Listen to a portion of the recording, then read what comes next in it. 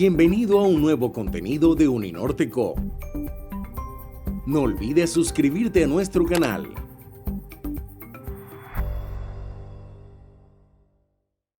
Yo les voy a hablar un poco más desde el punto de vista más de la naturaleza, pero definitivamente creo que me hizo recordar cuando yo estaba empezando todo este trabajo, hace como unos 15 años, yo llegué a donde mi asesor de maestría y le dije, mire, yo lo que quiero hacer es esto en el Valle del Río Magdalena. Y me dijo, ¿usted para qué quiere hacer eso ahí si ahí no hay nada? Me dijo, ahí ya no queda absolutamente nada de bosque, usted váyase para la Amazonía, váyase. Y yo le dije, no, pues vamos a hacerlo. Entonces, en ese sentido, digamos, es medio similar la perspectiva, porque todo el Valle del Río Magdalena en realidad ha sido supremamente transformado por la agricultura principalmente, y desde las zonas altas y medias, en realidad desde la época de la colonia, toda esa transformación ha estado basada, digamos, en tumbar bosque, y todos esos ecosistemas que están asociados a ese río pues han sido transformados dramáticamente, y es lo que vemos hoy en día es una falta en la regulación de las aguas, una falta en la regulación de la temperatura y un montón de cosas producto, digamos, de esa transformación. Pero entonces, digamos, la transformación, por supuesto, no es mala. Creo yo, de todas formas nosotros tenemos que vivir en un territorio y buscar la forma de cómo entender la naturaleza para finalmente poder convivir con la naturaleza, ¿cierto? Entonces lo primero que yo les voy a hablar ahora entonces es un poco más desde el punto de vista de la biología, de la ecología, de la evolución, de cómo se originan la diversidad, de en dónde estamos parados nosotros en Colombia, para poder finalmente entendiendo eso, poder llegar, digamos, a cosas que lo que estaba hablando Mario de convivir, ¿cierto? Convivir de la mejor forma para que, digamos, nosotros aprovechemos la naturaleza de la mejor forma, pero al mismo tiempo hagamos el menor daño posible y que las cosas sigan su curso como las han seguido durante 3.600 millones de años que lleva la vida sobre la Tierra, ¿no es cierto? Entonces, esto es un trabajo que llevo yo haciendo en los últimos, sí, más o menos 15 años aproximadamente, y esta es una foto tomada desde más o menos Honda, como las montañas de Honda, bajando desde Bogotá hacia Honda en la carretera, y uno ve el río chiquitico, ¿cierto? Y uno diría, bueno, pues nosotros sabemos que el río Magdalena es uno de los ríos, digamos, al norte de la Amazonía más importantes, o al oeste de los Andes más importantes, el río más importante que tenemos en Colombia, pero fíjense lo que el contexto que está en el río. El río se ve chiquitico comparado con todos los ecosistemas que están alrededor. Entonces, el funcionamiento también de toda la naturaleza depende del río, no solamente porque el río trae un montón de sedimentos de la cordillera que hace que esas zonas sean muy fértiles, y por eso precisamente se estableció la gran parte de la ganadería en Colombia. La ganadería más importante de Colombia está tal vez en el Magdalena Medio, ¿cierto? Las grandes arroceras en Colombia están en la zona de Neiva. Entonces, toda esa fertilidad es producida por el río Magdalena, y también la biodiversidad que tenemos es producida por un montón de mecanismos que desde el punto de vista evolutivo, desde el punto de vista ecológico. Siguiente, por favor. Entonces, digamos, yo aquí esta parte la introduzco tal vez por darles un poco de contexto, pero creo que aquí todo el mundo sabe que nosotros estamos parados en una mina de oro de biodiversidad, ¿cierto? Todo el mundo conoce que estamos probablemente en el top 5 de biodiversidad de cualquier organismo, ¿cierto? Desde las aves, las plantas, no sé qué. Entonces aquí les estoy mostrando, por ejemplo, el top 10, Brasil el número 1, Colombia el número 2. Yo cuando doy la clase de aves del Caribe aquí en la universidad, les digo que Colombia tiene aproximadamente pues tiene mucho menos del 20, de un veinteavo del territorio, ¿cierto? En estos días estaba leyendo un párrafo que dice, tiene el 0.22% del territorio mundial, pero cuando vamos al punto de vista desde la biodiversidad, pues Colombia tiene aproximadamente el quinto, el 20 o el 30%, hasta el 40% de la biodiversidad mundial. Como un territorio de 0.22% de todo el mundo tiene la quinta parte de la biodiversidad en todo el mundo. Entonces, siguiente. Y vemos estadísticas del Instituto Humboldt. El Instituto Humboldt es básicamente el instituto que se encarga de regular el conocimiento, de hacer investigación biológica, de hacer investigación en la sostenibilidad. Y miren, estas tal vez están un poquito desactualizadas porque ya son de hace un par de años estas estadísticas, pero somos el primer país en la diversidad de aves y orquídeas, ¿cierto? No hay ningún otro país en el planeta que tenga más aves que Colombia. El segundo país en plantas, anfibios, mariposas y peces de río. Tercer país en palmas y en reptiles, y cuarto país en mamíferos.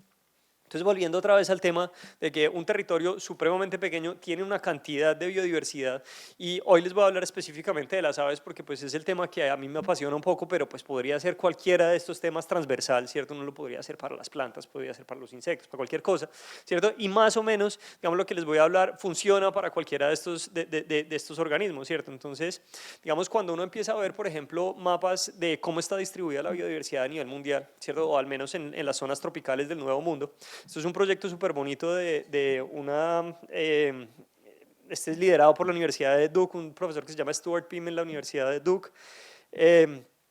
Ellos lo que hicieron es que básicamente dividieron todo el territorio del Nuevo Mundo, y en realidad esto tiene mapas para todo el mundo, y lo dividieron en cuadrantes de 11 kilómetros por 11 kilómetros y dijeron, bueno, ¿cuántas especies de aves hay en cada uno de esos cuadrantes a través de la Tierra? ¿Cierto?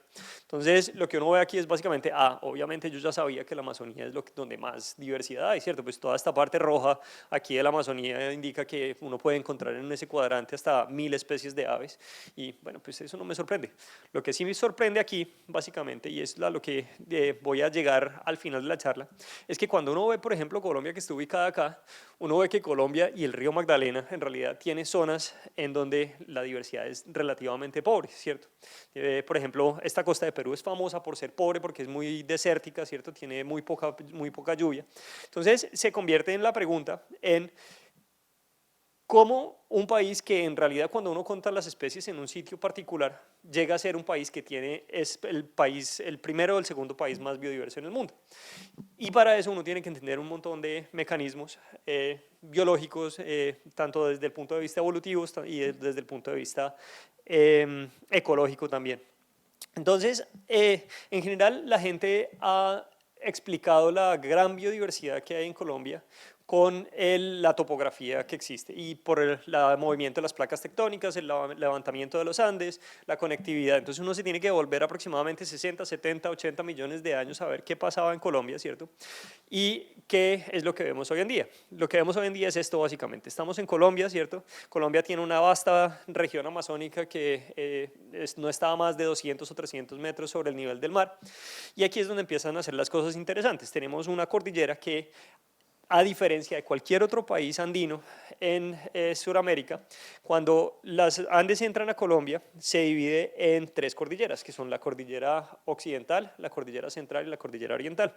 Y entre esas 3 cordilleras existen 2 valles súper importantes de los 2 ríos más importantes al oeste de los Andes, que son el valle, por supuesto, del río Magdalena y el valle del río Cauca. Si ustedes se fijan, el valle del río Magdalena es muchísimo más amplio.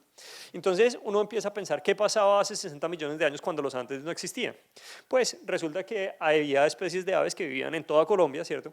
Y en el sentido que a medida que se fueron levantando los Andes generaron una barrera para esas especies, ¿cierto? Una especie que vive a nivel del mar no puede subir hasta 5000 metros, que está por aquí, por ejemplo, en la serranía del Cocuy.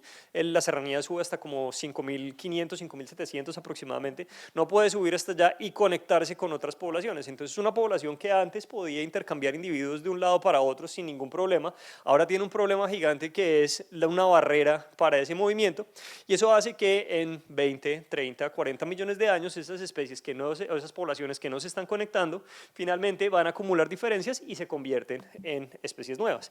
Y eso no solamente pasa con especies que están adaptadas a zonas bajas, sino que pasa también con especies que están adaptadas a las montañas. Entonces, imagínense, por ejemplo, que... Sí, siguiente, Carlos, por favor. Imagínense ustedes que si una población, los Andes se levantan, ¿cierto? Entonces esas poblaciones que estaban ubicadas ahí se empiezan a mover hacia arriba, hacia los Andes, y se empiezan a adaptar al frío, a las condiciones. Ya no están adaptadas a las condiciones del calor que hay, por ejemplo, en el Valle del Magdalena o en la Amazonía, ¿cierto?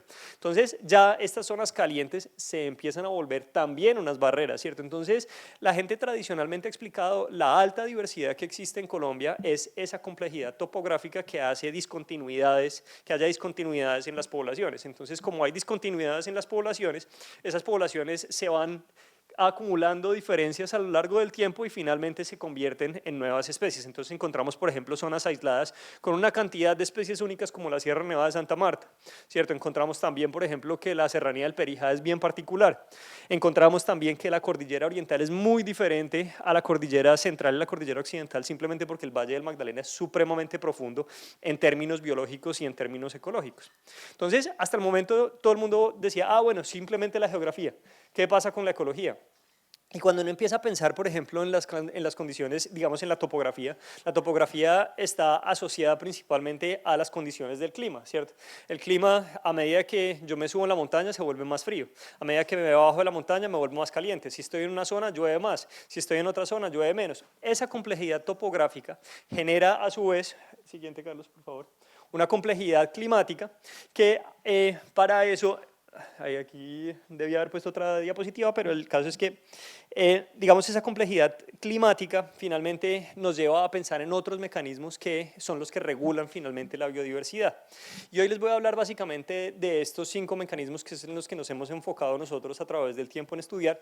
Y entonces, desde un punto de vista, por ejemplo, de evolución, cómo se forman las nuevas especies, ¿cierto? Entonces son estos procesos de especiación. Cómo a partir de una población, ¿cierto? Que yo digo, ah, sí, le pregunto a cualquier experto, mire, usted, estos 2 pájaros pertenecen a una sola especie o a 2 especies diferentes. Entonces la gente dice, ah, no, sí, una sola especie. ¿Cómo llego yo finalmente a partir de eso a decir, a preguntarle a cualquier experto, estos 2 pájaros? No, definitivamente son 2 cosas completamente diferentes. ¿Cómo son las condiciones? Entonces una de las formas es básicamente la geografía, como les estaba hablando. Pero hay otros procesos, por ejemplo, de adaptación. Existe el caso famosísimo de Charles Darwin en principios de 1820 y punta, cuando él estaba en el Beagle, llegó a las Islas Galápagos y se dio cuenta que en las Islas Galápagos, en cada una de las islas había muchos pajaritos de los pinzones de Darwin, que uno se especializaba en comer semillas grandes, otro que se especializaba en comer semillas pequeñas, otro se especializaba inclusive en comer de la forma como comen los carpinteros martillando, ¿cierto? Otro, ahí las adaptaciones son tan específicas en esos pinzones de Darwin que hay uno inclusive que se alimenta de sangre de las iguanas que viven ahí. Entonces, digamos, esos procesos de adaptación también son importantes porque es como el ambiente, las condiciones que hay van moldeando las especies para, digamos, incrementar su probabilidad de supervivencia y finalmente dejar una descendencia. Pero también existen procesos ecológicos que también finalmente tienen como una retroalimentación sobre esos procesos evolutivos y procesos, ahora les muestro lo importante que es la depredación. Voy a dejarla por ahí un momentico, que la gente uno no piensa mucho en la depredación como un mecanismo importante. Ahora estamos pensando que es tal vez uno de los más importantes, regulando primero la evolución y segundo la ecología de muchas de las especies de aves. Parasitismo, igual como nos pasa a nosotros, ¿cierto? El parasitismo determina dónde podemos estar. Mario estaba hablando de cómo transformaron el paisaje en Italia para erradicar la malaria. Aquí también sabemos que hacen grandes esfuerzos para erradicar, por ejemplo, el mosquito que transmite el dengue. Pues acabamos de salir de una pandemia, ¿cierto? De COVID, en donde hicimos todos los esfuerzos para erradicar básicamente esos parásitos. Entonces, en las aves también el control ecológico está a través del parasitismo. Y finalmente, el filtro ambiental, que es básicamente en dónde podemos vivir, ¿cierto? ¿Dónde puede vivir una especie? Las especies generalmente no pueden transformar el paisaje como lo hacemos nosotros, pero las especies sí se pueden transformar para finalmente vivir en un sitio. Entonces así es como, por ejemplo, un oso polar evolutivamente empieza a acumular un montón de grasa para poder vivir en zonas supremamente frías, ¿cierto? O, por ejemplo, a través de la historia, por ejemplo, los hipopótamos se empezaron a volver cada vez con colas más largas hasta que se convirtieron en ballenas y pudieron vivir por mayor tiempo en el agua. Entonces, los filtros ambientales son esas condiciones ambientales que impiden que alguna especie esté en esas zonas. Entonces, básicamente estamos hablando de esos 5 mecanismos. Y vuelvo otra vez al tema de que cuando uno piensa, por ejemplo, en Colombia, que esa topografía genera un montón de condiciones climáticas diferentes, no solamente en términos de la variación en el espacio, sino la variación en el tiempo. Entonces, cuando uno está aquí en Barranquilla, y Barranquilla para mí fue como... vivir en Barranquilla fue como abrir los ojos de que en Colombia también puede haber un montón de cambios en la temperatura, ¿cierto? Ahora, hace una semana estábamos en una temperatura que la sensación térmica es por lo menos de 38, 37 grados centígrados. Cuando uno está en diciembre es súper agradable la temperatura de unos 28, 29, 30 grados y pues uno vive con la brisa. Entonces esa variabilidad en la temperatura tiene unos efectos sobre cómo la sienten, la sentimos nosotros, imagínense cómo la sienten los animales y cómo se tienen que adaptar a ellos. También otra de las condiciones que tenemos, por ejemplo, en Barranquilla y en zonas de bosque seco, es esa estacionalidad en las lluvias. Es como, por ejemplo, las lluvias llegan en un momento determinado, pero hay unos periodos larguísimos de sequía, y esa sequía es un filtro tremendo para un montón de especies, ¿cierto? Entonces muchas especies, por ejemplo, de árboles amazónicos no pueden vivir en estas zonas de bosque seco porque el periodo de sequía es demasiado prolongado y no tienen forma de obtener su alimento. Entonces las especies que están acá están adaptadas simplemente porque ¿qué hacen cuando hay sequía? ¡Bum! Bota las hojas, ¿cierto? Entonces al botar las hojas, entonces ellos están adaptados a eso y generan, digamos, un metabolismo diferente y generan, digamos, una forma de vida a esa adaptabilidad en la estacionalidad. Siguiente. Entonces volvemos otra vez al tema del río Magdalena y aquí es donde se vuelve importante esa estacionalidad porque uno ve el río Magdalena desde el punto de vista otra vez en esa zona de alta y media es una zona relativamente plana donde sí hace calor en todas partes, pero cuando uno empieza a hacer un detalle siguiente de esta zona en particular, uno empieza a ver un montón de características bien interesantes. Entonces, digamos, una de las cosas que uno ve, por ejemplo, siguiente... Lo primero que hicimos fue, bueno, miremos entonces, por ejemplo, cómo ese territorio tan extenso puede finalmente determinar si esas especies de aves se están conectando menos simplemente porque están muy lejos, ¿cierto? Entonces, si uno ve por aquí, estas poblaciones que están cerca de Neiva, ¿cierto? Y estas poblaciones que están cerca del municipio de Remedios en Antioquia están separadas como aproximadamente 700 kilómetros. La probabilidad de que un pajarito de estos viaje 700 kilómetros es básicamente nula. Los pájaros sí, vuelan, pero en realidad un pajarito de estos en toda su vida no sale de 1 o 2 hectáreas alrededor, o sea, de 200 metros a su alrededor. Eso es todo su territorio y eso es todo lo que se mueve toda su vida. Si está en un fragmento de bosque, le ponen un potrero, ya el otro fragmento de bosque que estaba ya hacia donde él se movía ya no se puede mover porque ellos no cruzan potreros. Entonces el río también se vuelve una barrera para esas especies y entonces entender, por ejemplo, cómo el río ha influenciado esas especies que vemos. Entonces es importante para entender finalmente cómo, digamos, esas condiciones ambientales y esas condiciones geográficas influencian la diversidad que vemos. Entonces, digamos, la primera pregunta era, bueno, las poblaciones que están cerca la una de la otra son más similares genéticamente. La genética es básicamente una medida de nosotros de saber qué tan emparentados están, ¿cierto? Si yo soy más similar genéticamente, pues entonces eso quiere decir que me apareo con mayor frecuencia con esos individuos, y si soy diferente genéticamente, pues entonces quiere decir que me apareo menos genéticamente, me apareo menos, ¿cierto? Finalmente la biología es... digamos, el fin último de nosotros es reproducirnos y pasar los genes a la siguiente generación. Entonces, si uno pasa los genes a la siguiente generación es porque es exitoso, digamos, ya fue uno exitoso, lo estoy viendo desde el punto de vista biológico, por supuesto. Uno es exitoso en la vida, ¿cierto? Pero si uno lo ve en realidad y piensa, piensa literalmente desde el punto de vista de... hay un libro muy famoso que se llama El gen egoísta de Richard Dawkins, no sé si ustedes lo hayan leído, en donde él propone que básicamente nosotros somos un vehículo en donde que los genes nos aprovechan para mantenerse a perpetuidad, ¿cierto? Nosotros simplemente somos ese vehículo en donde los genes están durante un periodo de tiempo y nos usan para pasar a la siguiente generación, ¿cierto? Entonces, ¿qué pasa en la siguiente generación? Pues están mis genes representados y eso finalmente los genes son los que nos usan. Pero entonces, volviendo otra vez al tema, si los individuos se reproducen y pasan a la siguiente generación, pues unos individuos entre sí se van a reproducir más y otros individuos por allá se van a reproducir más y finalmente, digamos, por errores en la reproducción, errores en cualquier cantidad de cosas, pues terminan siendo diferentes genéticamente si, digamos, esta población no se reproduce con esta y así sucesivamente. La segunda pregunta entonces era, bueno, veamos si, digamos, el río Magdalena, por ejemplo, ustedes ven, por ejemplo, que aquí en todos estos punticos amarillos que fue donde fuimos a observar los aves y a sacarle sangre y a hacer la genética, hay unos que están a un lado del río y otros que están al otro lado del río. Entonces la pregunta, y esta es una pregunta que venía desde Wallace por allá en 1800 también, Alfred Russel Wallace es una de las personas que digamos, más subvaloradas en términos de la biología y de la historia mundial. Hace poquito, el año pasado, creo que Darwin fue nombrado como uno de los 10 personajes más influyentes de la historia de la humanidad. Pues resulta que Darwin no se hubiera animado a publicar su teoría de evolución de las especies por selección natural si no hubiera reconocido una carta de Wallace que tenía 25 años después de un viaje por la Amazonía. Wallace le mandó una carta de 18 hojas y se la mandó a Darwin.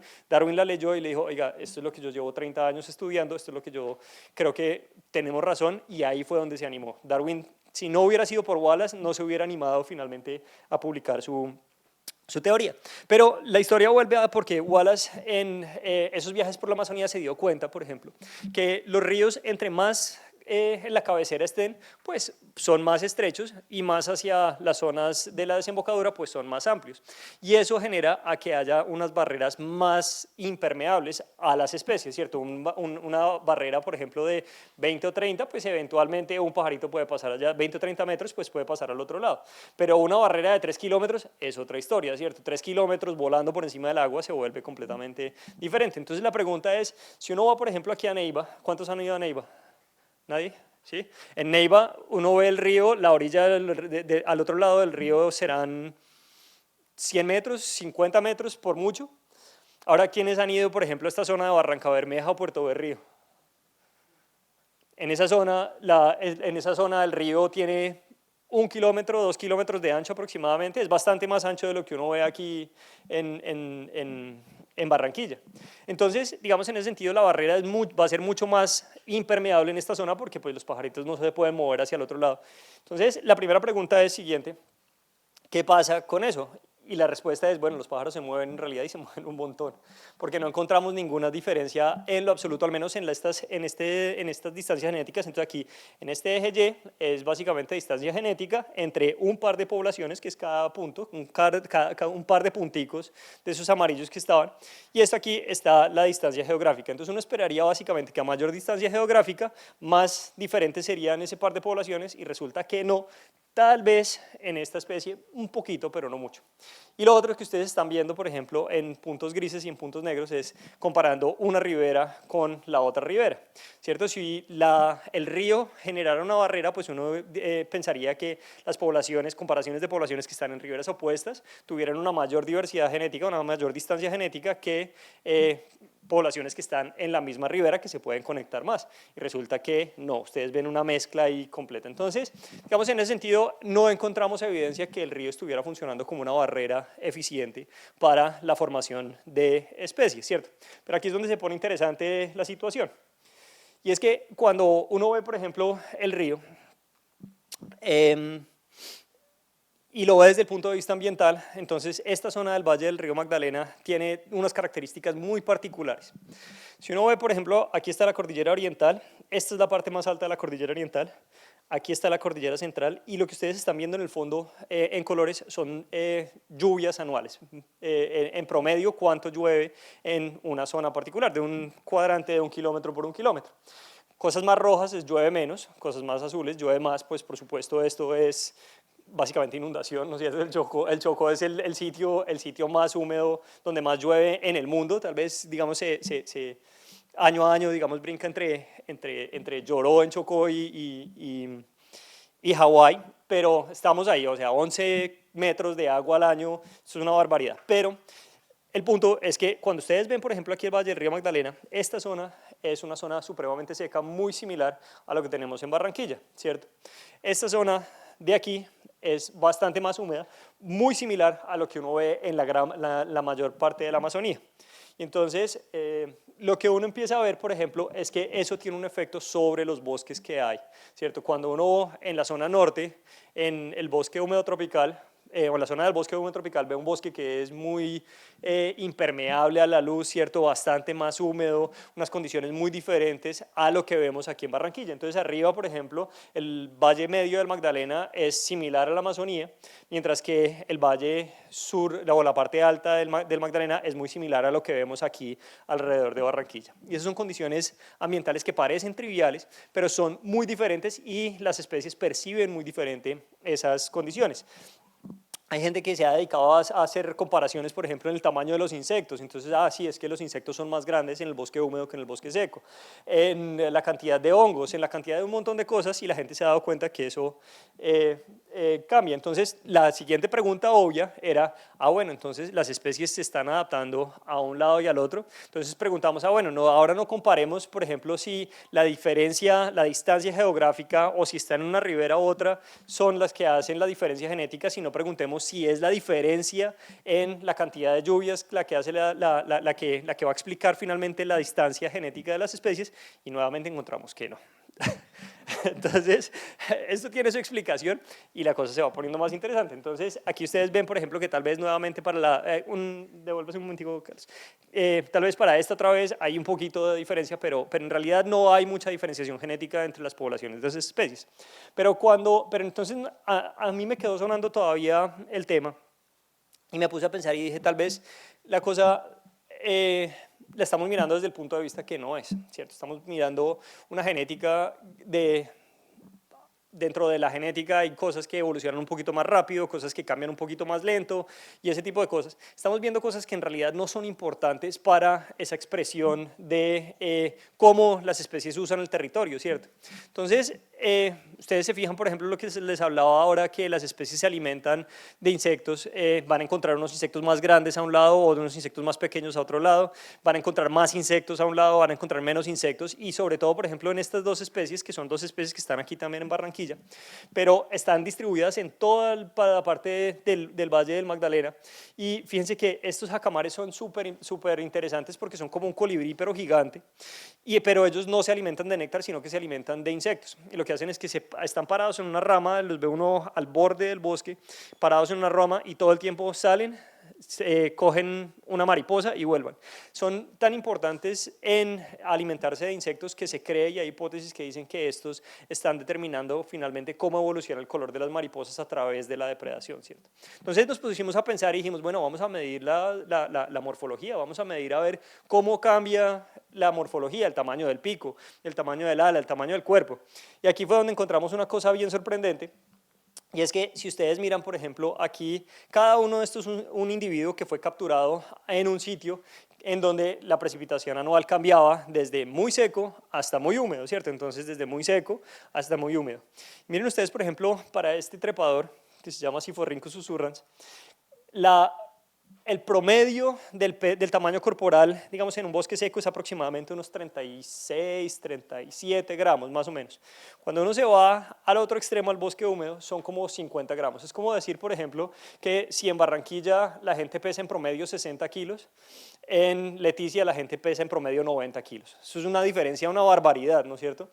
Y cuando era tan importante que uno se da cuenta, digamos, que pues 30 gramos en la mano uno pues es difícil de diferenciar, pero la distancia era tan grande, o sea, la diferencia era tan grande, que cuando yo los capturaba en las redes y los cogía uno en las manos, uno se daba cuenta cuál era de cuál. Y entonces hicimos experimentos, ¿este está grande o está pequeño? Todos siempre le pegábamos, ya finalmente sabíamos exactamente, digamos, este es un individuo que viene de bosque húmedo, este es un individuo porque la diferencia era muy grande. Y lo otro es, digamos, cuando uno ve, por ejemplo, el tamaño del pico en este jacamar, en este gálbula, el tamaño del pico también nos sorprendió un montón porque imagínense un pico que es en promedio de 50 milímetros, o sea, un pico más o menos como de este tamaño más o menos.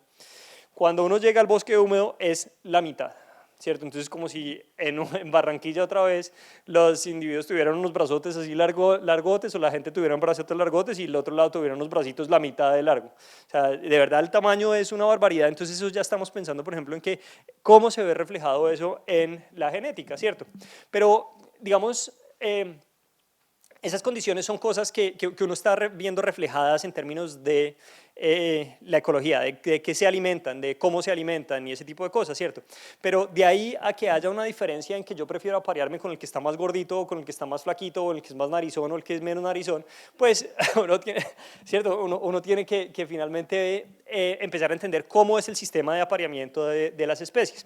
Entonces, con Estefanía, que era una estudiante de la Universidad del Tolima en esa época, ella dijo, bueno, yo quiero medir los cantos y las hembras de todas las especies, de la mayoría de las especies de aves, escogen su pareja por el canto, especialmente en estos que no son tan coloridas las especies, ¿cierto? Algunas especies son muy coloridas, pero en especies que no son tan coloridas, el canto es supremamente importante para la selección de pareja, ¿cierto? Entonces, ya viendo que había unas diferencias en la morfología, de que el tamaño era más grande o el tamaño era más pequeño, y hay una regla muy conocida en alometría, en la biología, y es que individuos que son más grandes tienden a generar sonidos que son más graves que individuos más pequeños que tienden a generar sonidos más agudos, ¿cierto? Entonces la pregunta era, bueno, eso se ve reflejado en los cantos, espérame. Y definitivamente eso es lo que vimos. Entonces nos fuimos para un montón de sitios y entonces Estefanía grababa el canto y después le tomábamos unas medidas.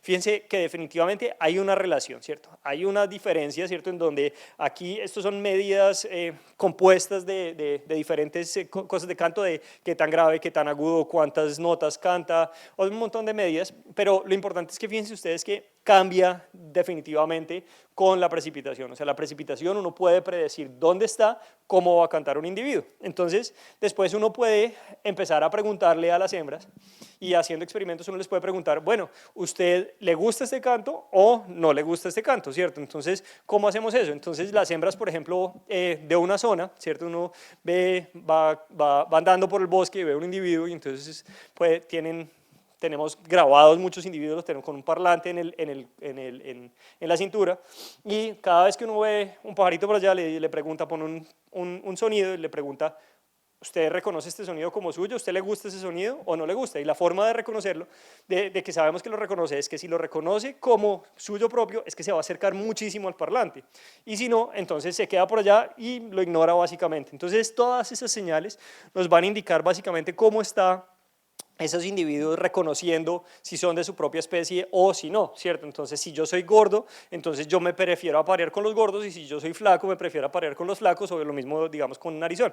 Entonces, ahí es donde viene el punto. Entonces, aquí hay un video, Carlos, si me hace el favor. Entonces, estos son los experimentos que estaba haciendo. Entonces, el sonido ese es Estefanía poniendo el sonido del canto del pájaro, y miren inmediatamente cómo él responde. Está aproximadamente, él se acerca a unos 2 metros de donde está el parlante y está buscando desesperadamente a su pareja o el macho que se está entrometiendo en su territorio, ¿cierto? Entonces uno puede medir básicamente, miren cómo le pasa por encima buscando a ver dónde es que está sonando. Yo necesito saber cómo está. Eso quiere decir que lo estoy reconociendo de una forma muy agresiva y sé que este señor que se me está metiendo a mi territorio me va a quitar mi pareja, o sé que aquí hay un macho que es interesante, que me quiero aparear con él. Entonces uno puede medir básicamente cuál es la probabilidad de que se acerque a menos de 5 metros, entre 5 y 10 metros o más de 10 metros, ¿cierto?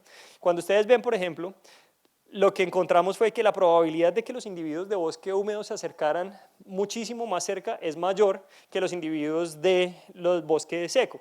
Ahí hay una cantidad de explicaciones. Eso quiere decir que los individuos de bosque seco tal vez están ignorando la gran mayoría de los cantos, y tiene varias explicaciones y ahorita les voy a dar una. Pero es muy interesante porque sí hay una diferencia ya, a pesar de que, como les mostraba ahora, esta especie fue una de las que evaluamos, no encontramos diferencias en la genética que estábamos encontrando, sí hay diferencias en la morfología y sí hay diferencias en el reconocimiento de la pareja, ¿cierto? Ellos están diferenciando de si este canto es de bosque seco, a mí no me importa, si este canto es de bosque húmedo, a mí sí me importa y yo me acerco. Entonces, digamos, ahí nos empezamos a indicar, empezamos a soñar un poquito con los resultados. Y lo que están viendo aquí es un árbol evolutivo, eso son las relaciones, es como, imagínense un análisis de agrupación, ¿cierto?, de similitudes genéticas. Entonces, más allá fuimos y dijimos, bueno, vamos a buscar dentro de toda la genética que hay en estas especies, vamos a mirar cómo son similares. Entonces, cada una de estas ramitas indica un individuo del cual tenemos las secuencias, ¿cierto? Entonces fuimos de museo, sacamos secuencias de Centroamérica, después nos fuimos al bosque húmedo, nos fuimos al bosque seco. Lo más interesante que quiero que saquen de aquí es que, fíjense ustedes que todo esto del bosque seco es un solo grupo, ¿cierto? Aquí en este punto, en algún momento del tiempo, hubo un ancestro común que dio origen finalmente a todas las poblaciones del bosque seco, ¿cierto? El bosque húmedo es un poquito diferente porque aquí hay algo que se parece más a Centroamérica y aquí hay algo que se parece más a el bosque seco. Pero entonces la explicación es bien interesante porque resulta ser que hace 11.000, 12.000 años, toda esa zona del Valle del Magdalena, inclusive del Caribe, debido a los periodos de glaciación, toda esa zona se convirtió en una sabana y no había bosque. Esto es una especie de bosque, por lo tanto no podía estar. Todas esas especies que eran de bosque quedaron refugiadas en zonas húmedas en la parte norte de la cordillera de los Andes, en la zona del Nechí, en el Darién, en Panamá, en la zona sur del Pacífico, y a medida que se fue calentando la tierra y fue recolonizando el bosque, toda la zona del bosque, de la zona media y de la zona baja, entonces esas poblaciones que estaban originalmente en el Nechí se fueron moviendo hacia abajo hasta que llegaron al bosque seco y generaron una cosa completamente diferente, porque el bosque seco tiene unas condiciones muy particulares en términos de las condiciones ambientales. Entonces estamos viendo ya que entendemos que no en gran medida, pero sí esas diferencias en el ambiente generan procesos de adaptación, ¿cierto? Porque las especies no sabemos todavía cómo lo hacen o por qué una incrementa más tamaño o menos tamaño o disminuye el tamaño, o por qué incrementa el pico o por qué disminuye el pico, pero sí está pasando y eso está generando ya incipientemente esos procesos de originación de las especies. Entonces tal vez no estamos en el ejemplo que le estamos mostrando en este punto en donde yo le muestro cualquier pájaro, esos dos pájaros a cualquier experto y dice, sí, son dos especies. Estamos tal vez, digamos, en un punto más o menos por aquí gris, en donde está empezando ese proceso a cambiar y ese proceso a diferenciarse. Pero entonces, ahora, ¿cómo esos, cuánto tiempo nos queda? ¿Nos queda tiempito? Va.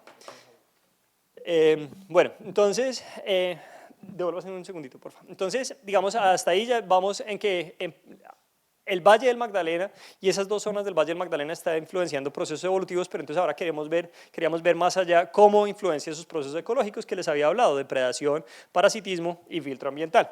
Entonces, la primera pregunta era, bueno, ¿qué tanto se parecen en general las especies de aves que hay en un bosque seco con las especies de aves que hay en un bosque húmedo? Entonces, por ejemplo, aquí en Barranquilla, en el campus de la universidad, hemos registrado 95 especies de aves más o menos, que son muy diferentes de las que encontramos en la zona de Minca, por ejemplo, y más arriba en la Sierra Nevada de Santa Marta. ¿Por qué? Pues porque son ambientes completamente diferentes.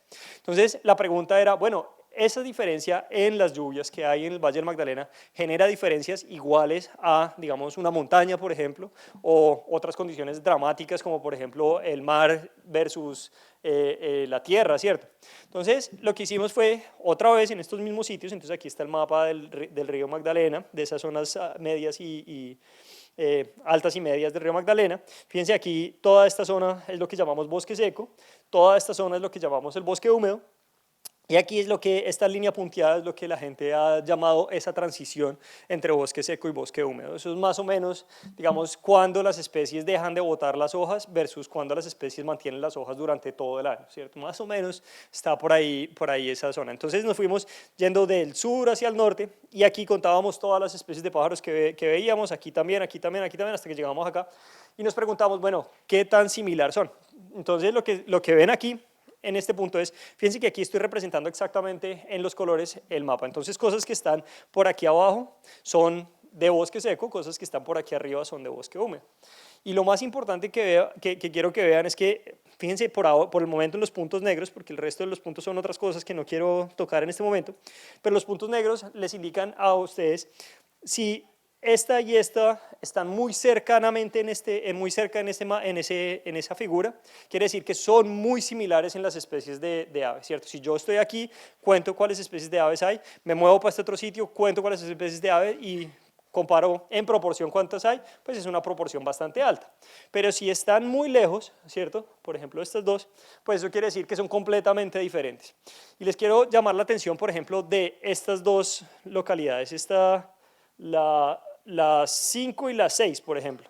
Estos serán aproximadamente menos de 50 kilómetros de la distancia entre las 5 y las 6. Y las 5 y las 6 están, aquí está la 6, aquí está la 5, y fíjense por ejemplo la 4 que está muy cerquita, la 4 está por aquí. Eso quiere decir que a pesar de que están muy cerca geográficamente, las aves no comparten casi que ni una sola especie de ave. Hay unas que sí se mueven para aquí y para allá, pero comparten muy poquitas. Pero cuando uno ve, por ejemplo, esta 4 con esta 1, que son por lo menos 400 o 500 kilómetros de distancia, fíjense, la 4 y la 1 son muy similares.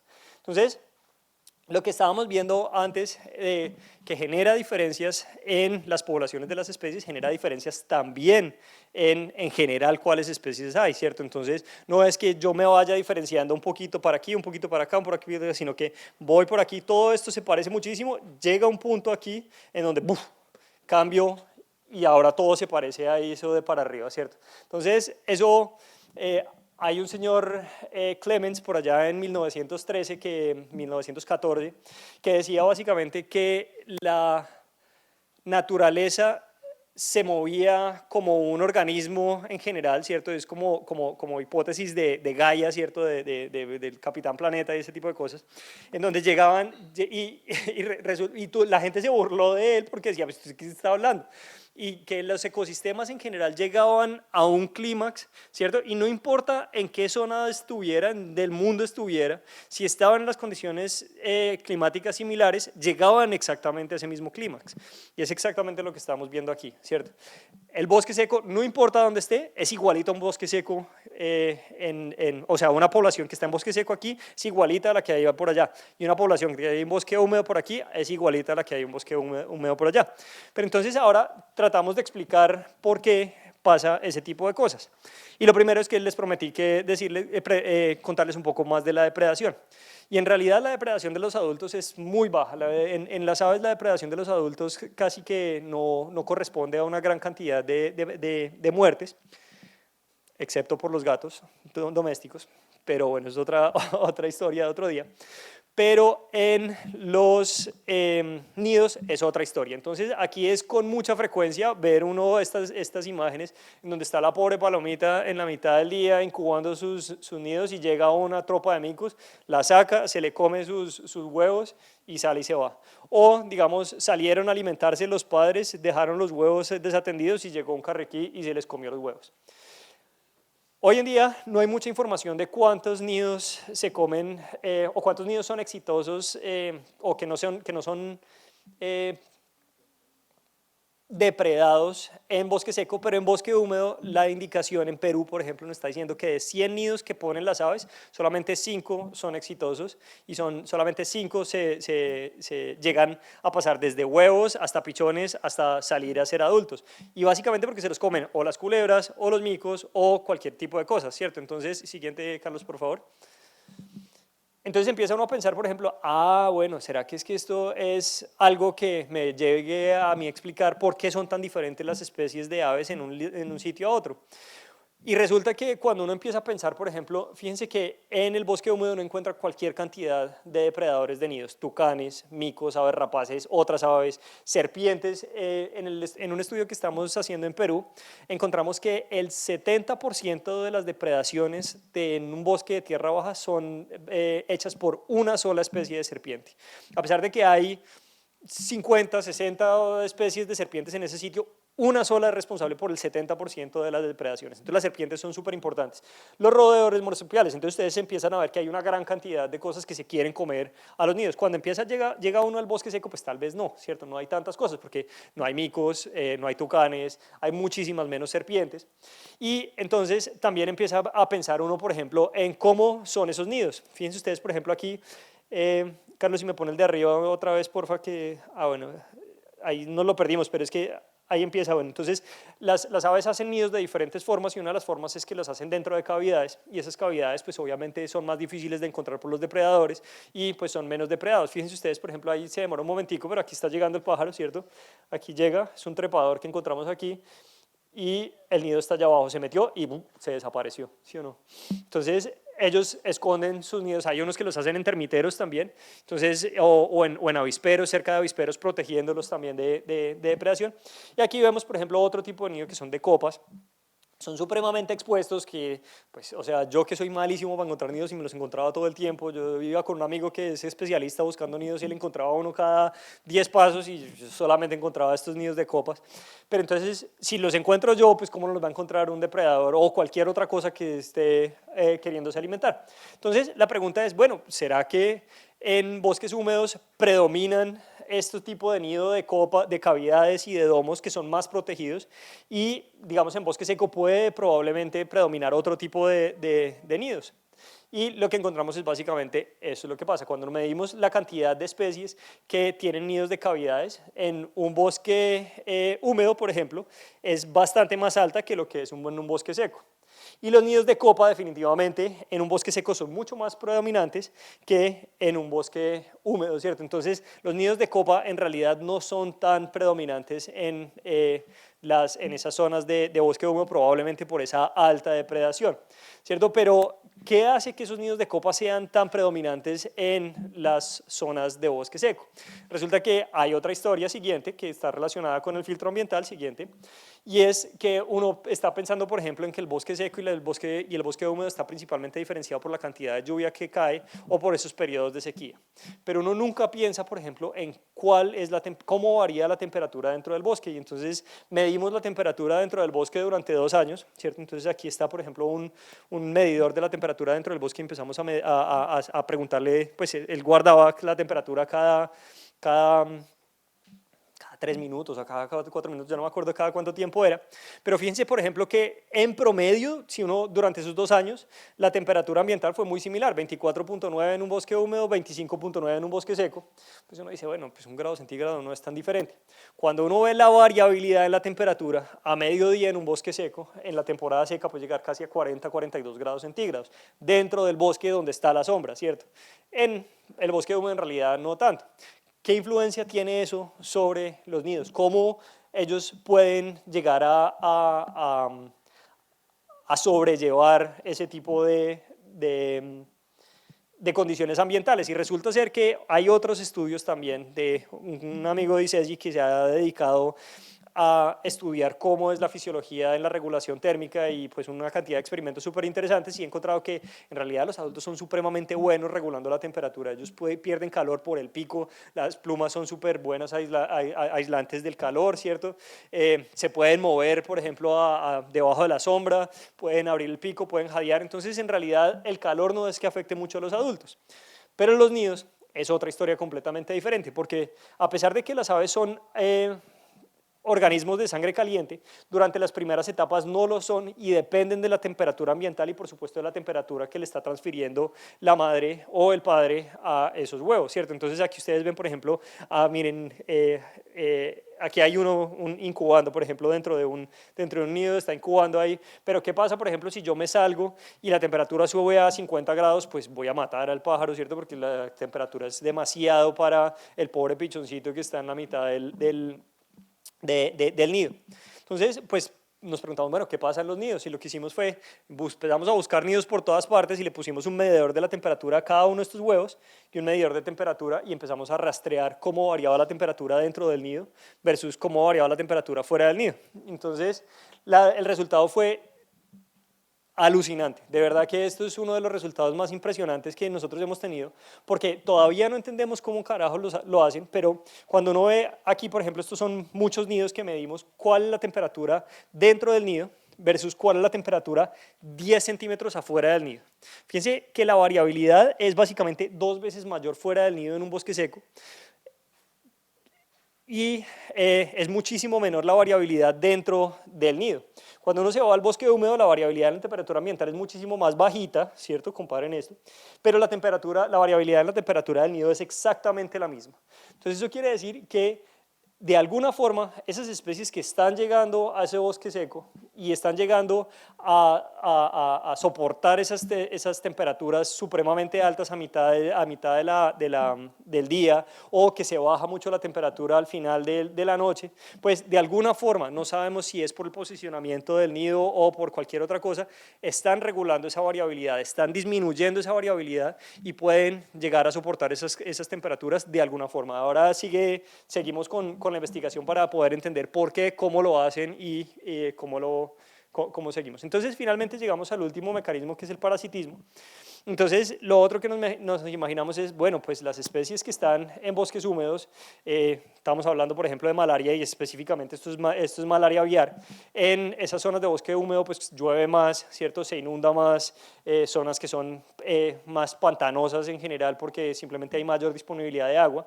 Pues eso es sitios para la propagación del vector de la malaria, que es un mosquito, el anófeles, y entonces pues uno piensa, por ejemplo, en zonas más húmedas donde hay mayor cantidad de agua, pues va a haber mayor cantidad de mosquitos. Aquí esto es literalmente, fíjense, no sé si alcanzan a ver, pero cada uno de estos punticos aquí es un zancudo. Esta foto la tomé un día que estábamos en la casa en un sitio de campo. Por aquí, por esta zona pasa un río que se llama el río San Juan. Cuando de pronto empiezo, yo no sé qué pasó ese día, y empecé a oír ruido, ruido, ruido, y me salí, y era, pero hordas y hordas de zancudo. Uno se salía y era, lo envolvía la cabeza, mejor dicho, desesperante, o sea, de verdad fue. Entonces, pues de ahí salió esa idea de qué pasa, por ejemplo, con esos pobres pájaros que están en la mitad del bosque. ¿Qué pasa? Los pican más los zancudos, les da más malaria. Entonces, esto es una foto de uno de esos parásitos de la malaria que se aloja en la sangre y genera problemas en términos de los glóbulos rojos y, bueno, otro montón de problemas de la malaria.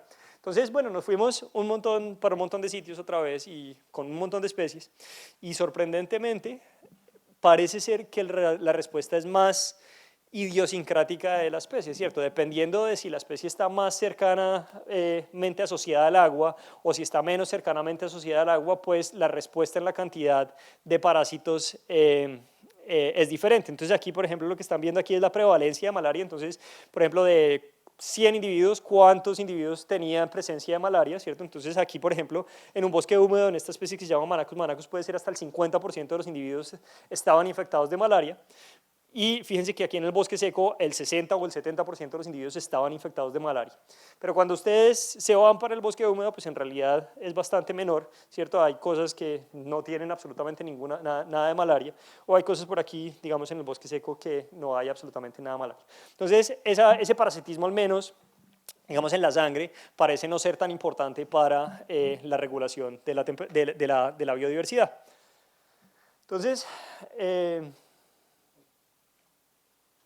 terminé.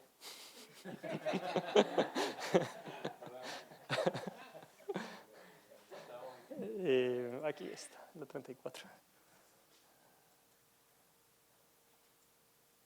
Eso, la siguiente. Eso, entonces ya para resumirles el cuento, y sí, de verdad, sí iba terminando ya. Entonces, sabemos entonces que ahí en el Magdalena, en el Valle del Río Magdalena, hay procesos evolutivos pasando, de adaptación, de especiación, y hay procesos ecológicos también que van a determinar cómo está distribuida la biodiversidad. Procesos de depredación definitivamente son supremamente importantes. Después, en otra oportunidad, les muestro unos ejemplos impresionantes de cómo las aves lidian con depredación en el nido. Y el filtro ambiental, a través de esa variabilidad de la temperatura, también está ejerciendo un efecto sobre esas especies del bosque seco, ¿cierto? Entonces esas especies de bosque seco tienen que estar adaptadas, tienen que tener esos mecanismos de regulación de la temperatura dentro del nido y finalmente poder estar ahí. Especies que no están adaptadas a eso no pueden estar en esas zonas de bosque. Entonces, para concluir, básicamente, yo creo que esto es una perspectiva un poquito diferente de cómo se origina la biodiversidad en Colombia, ¿cierto? Y cómo se mantiene la biodiversidad en Colombia, porque, como les dije al principio, tradicionalmente se ha explicado por barreras geográficas a las poblaciones. Pues esto es barreras ecológicas para las poblaciones, son otro punto de vista que aparentemente uno no ve una barrera geográfica, pero definitivamente es esa barrera invisible del ambiente que genera esas diferencias en el ecosistema. El siguiente. Sí, y con eso entonces termino. Siguiente. Ya, por supuesto, a mí finalmente me gusta también agradecer un montón de gente, porque esto ha sido un trabajo monumental de 15 años, en donde pues yo no lo he podido hacer solo y lo ha hecho con un montón de gente, sobre todo, y aquí volviendo al tema que estaba hablando Mario, sobre todo la gente que ha decidido diseñar su paisaje en torno de la naturaleza, porque son ganaderos principalmente, la mayoría de estas personas que ustedes están viendo aquí son ganaderos que tienen haciendas grandes y por decisión propia han decidido dejar esos remanentes de bosque en donde uno puede estudiar, en donde se han mantenido especies supremamente importantes, especies que son únicas para Colombia y que cumplen unas funciones en el ecosistema muy importantes. Entonces yo creo que ahora es reto, por ejemplo, del gobierno o reto, digamos, de todos nosotros empezar a diseñar esos paisajes en que, por supuesto, la ganadería no se puede acabar, los cultivos no se pueden acabar, pero sí lo podemos hacer de una forma, digamos, en donde podamos coexistir entre las zonas naturales y, digamos, las zonas modificadas, y eso también, digamos, lo hacen estas personas. Bueno, con eso termino. Muchas gracias por la invitación.